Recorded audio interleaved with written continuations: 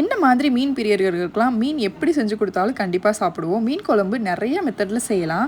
வெறும் வெங்காயம் தக்காளி புளி போட்டு செஞ்சாலே மீனில் அவ்வளோ டேஸ்ட்டும் இருக்குங்க. ஆனால் இந்த மாதிரி மசாலாலாம் அரைச்சி கொஞ்சம் கூட ரெடிமேட் மசாலா யூஸ் பண்ணாமல் மத்தி மீன் குழம்பு ஒரே ஒரு தடவை செஞ்சு பாருங்கள். ரொம்ப ரொம்ப டேஸ்டியாக இருக்கும். செய்யும் போதே நிறைய செஞ்சு வச்சுக்கோங்க, 2-3 நாளைக்கு வர்ற மாதிரி. இல்லைன்னா பத்தாமல் போயிடுச்சேன்னு சொல்லிட்டு ஃபீல் பண்ண வேண்டிய சுச்சுவேஷன் வந்துருங்க. அதுக்காக தான் சொல்கிறேன். ஏன்னா மீன் குழம்பு எப்பவுமே பழைய குழம்பாக சாப்பிடும்போது இன்னும் டேஸ்ட் ரொம்பவே சூப்பராக இருக்கும். நான் சொல்கிற மாதிரி அப்படியே ட்ரை பண்ணி பாருங்கள். வாங்க வீடியோக்குள்ளே போயிடலாம். இன்றைக்கி நான் வந்துட்டு ஒரு 3/4 கிலோ அளவுக்கு மத்தி மீன் எடுத்திருக்கேன். அதில் தேவையான அளவுக்கு உப்பு, மிளகாத்தூள் ஒரு ஸ்பூன் குழம்பு மிளகாத்தூளும் ஆட் பண்ணிக்கோங்க. இந்த மாதிரி மேரினேட் பண்ணி நீங்கள் மீனை ஆட் பண்ணும்போது தான் உங்களுக்கு மீனுக்குள்ளே மசாலா இறங்கும். அப்படின்னா குழம்புல போட்டு ஒரு ஜஸ்ட் 2 to 3 மினிட்ஸில் ஆஃப் பண்ணிடுவோன்றதுனால மீனுக்குள்ளே அவ்வளோவா வந்து அந்த டேஸ்ட் இறங்காத மாதிரி தெரியும். அதுக்காக தான் சொல்கிறேன்.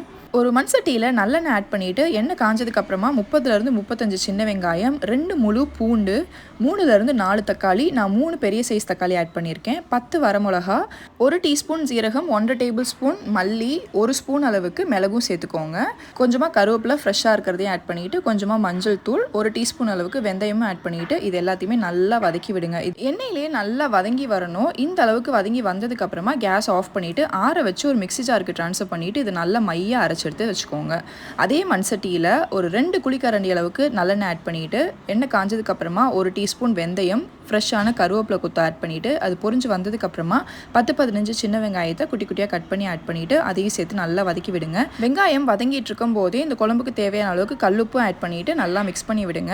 மீன் குழம்புக்கு சில பொருட்கள்லாம் ஆட் பண்ணாதாங்க அதோட டேஸ்ட்டு சூப்பராக இருக்கும். சின்ன வெங்காயம் தான் கண்டிப்பாக ஆட் பண்ணணும்.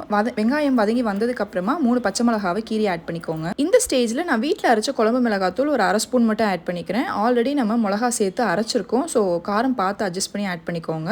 அரைச்சி வச்சிருந்த பேஸ்ட்டையும் ஆட் பண்ணிவிட்டு மிக்ஸி ஜார் அலசின தண்ணியை ஆட் பண்ணிவிட்டு நல்லா மிக்ஸ் பண்ணி விட்டுட்டு இதை வேக விட்டுருங்க.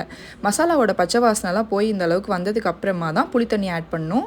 2 லெமன் சைஸ் அளவுக்கு புளியை தண்ணியில் கரைச்சி வச்சுருந்தேன், அதையும் இதில் சேர்த்துக்கோங்க. இந்த ஸ்டேஜ்லேயே குழம்புக்கு தேவையான அளவுக்கு தண்ணி ஆட் பண்ணிக்கோங்க.